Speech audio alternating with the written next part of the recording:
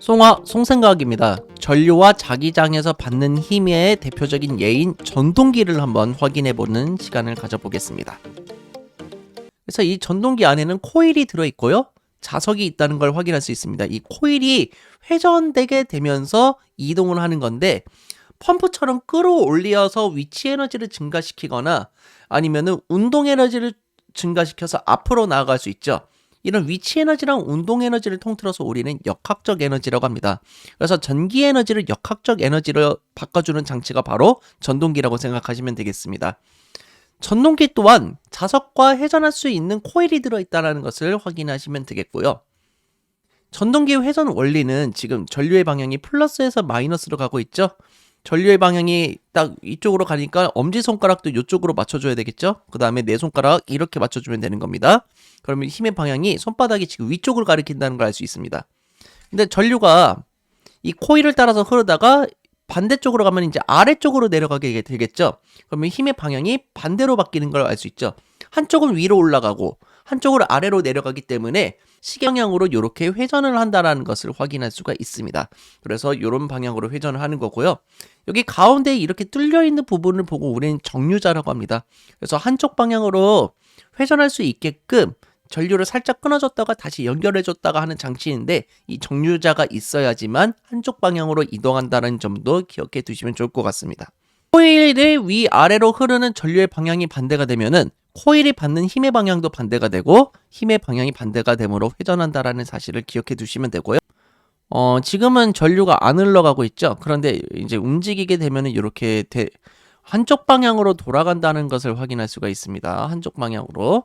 근데 자기장, 전류, 힘 이렇게 보면은 이런 식으로 이제 우리가 확인을 해볼 수가 있는 거죠. 그래서 이 가운데 부분은 힘을 받지 않습니다. 왜냐하면 자기장의 방향과 전류의 방향이 나란하기 때문이고 양 사이드가 힘을 받게 되는 건데 한쪽이 위로 올라가면 한쪽이 아래쪽으로 내려가게 되죠. 반대 방향으로 힘을 받기 때문에 회전하게 된다라는 사실을 알 수가 있습니다. 그리고 이 가운데 있는 걸 정류자라고 하는데 한쪽 방향으로 계속 회전할 수 있게끔 하기 위해서 중간에 살짝 전류를 끊어주게 됩니다. 그래서 이 전류를 끊어주게 될 때는 이제 관성으로 이동하게 되는 거고 다시 연결되면은 한쪽은 위, 한쪽은 아래쪽으로 힘을 받으면서 계속 한쪽 방향으로 움직인다라는 사실을 확인할 수가 있습니다.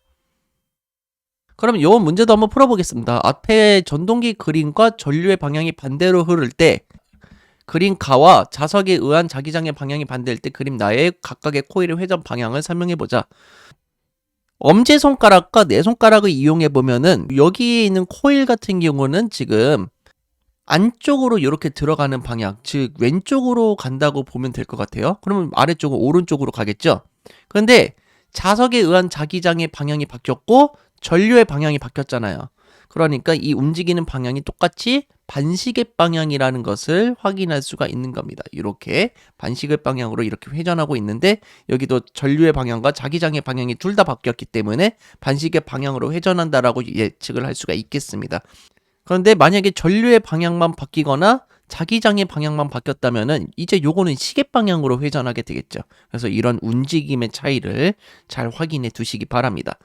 전동기 이용은 어디서 많이 사용될까요? 그래서 선풍기와 세탁기입니다. 전동기를 이용하여 회전하는 힘을 얻는다라는 거고 옆에 있는 이 그림은 기네스북에도 올라간 겁니다. LG에서 광고를 했는데 그 세탁기를 돌리고 있는 와중에 그 위에다 카드를 쌓아서 12시간 동안 카드를 쌓아서 기네스북에 올라갔습니다. 그래서 이 정도로 흔들리지 않는다. 모터가 돌아가는데도 이런 광고를 했었던 영상인데 나중에 한번 꼭 찾아서 보시기 바랍니다.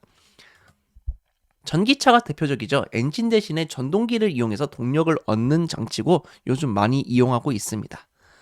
로봇이나 드론도 마찬가지입니다. 그래서 로봇의 라켓 쪽에다 한번 자석을 붙여보시면 붙는 경우가 많을 겁니다. 그래서 코일하고 자석이 들어있기 때문인데 이런 식으로 로봇이나 드론에도 많이 활용하고 있습니다. 로봇 청소기 같은 데도 많이 활용을 하고 있겠죠. 자, 그럼 지금까지 배운 내용 정리해 볼게요. 자기장 속에 놓인 전류가 흐르는 전선은 자기력을 받는다는 사실 기억해 두시고요. 전선이 받는 자기력의 방향은 이렇게 오른손으로 알 수가 있다. 엄지손가락은 전류의 방향, 네 손가락은 자기장의 방향, 그리고 손바닥은 힘의 방향으로 확인할 수가 있습니다. 왼손으로 하는 방법도 있는데 그거는 인터넷에 조금만 찾아보면 아실 수가 있으니까요. 한번 참고를 하시기 바랍니다. 제가 다 안 가르쳐 드리는 이유는 양손으로 하게 되면 여러분이 헷갈리기 시작하더라고요. 그래서 한번 왼손으로 해보고 싶은 친구들은 인터넷을 한번 찾아보길 바랍니다. 자, 전동기는요, 전류가 흐를 때 회전하는 힘을 얻는 장치로 전기 에너지를 이용해서 움직임에 많은 장치에 사용하는 겁니다. 그래서 위치 에너지나 운동 에너지 같은 걸로 변환을 시키는 것을 확인할 수가 있었고요. 구조는 자석과 코일로 이루어져 있다. 그리고 원리는 코일에 전류를 흘려주면은 코일의 양쪽 도선에 서로 반대 방향으로 자기력을 받아서 코일이 회전한다는 사실을 기억해 두시기 바랍니다. 자, 그럼 지금까지 배운 내용을 가지고 문제를 한번 풀어보도록 하겠습니다.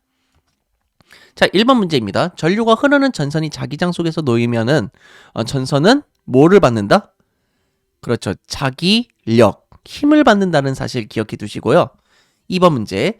자기장에서 전류가 흐르는 도선이 있을 때 도선에 흐르는 뭐뭐의 방향이 바뀌거나 뭐뭐의 방향이 바뀌면은 도선에 받는 힘의 방향이 바뀐다?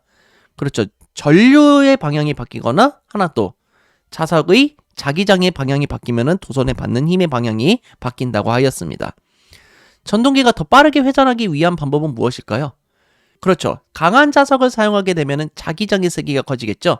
그리고 전류의 세기를 더 크게 하는 것도 방법이었습니다. 그래서 전류의 세기를 세게 하거나 자석의 수를 늘려 자기장을 세게 하는 것입니다. 아니면 네오디움 자석같이 자성이 더 강한 자석을 사용하시면 되는 겁니다. 전동기에 대한 설명으로 옳지 않은 것은 답은 몇 번일까요?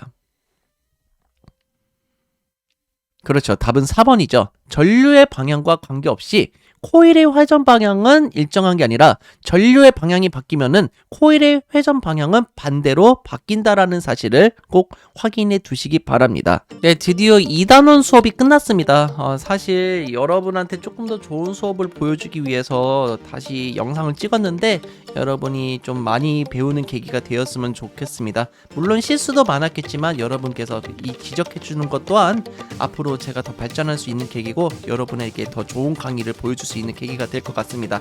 앞으로 저 많이 응원해 주시고 이제 앞으로 우리는 3단원에서 만나게 될 거고요. 지구와 달, 태양, 그리고 행성 이런 것들에 대해서 배워보도록 하겠습니다.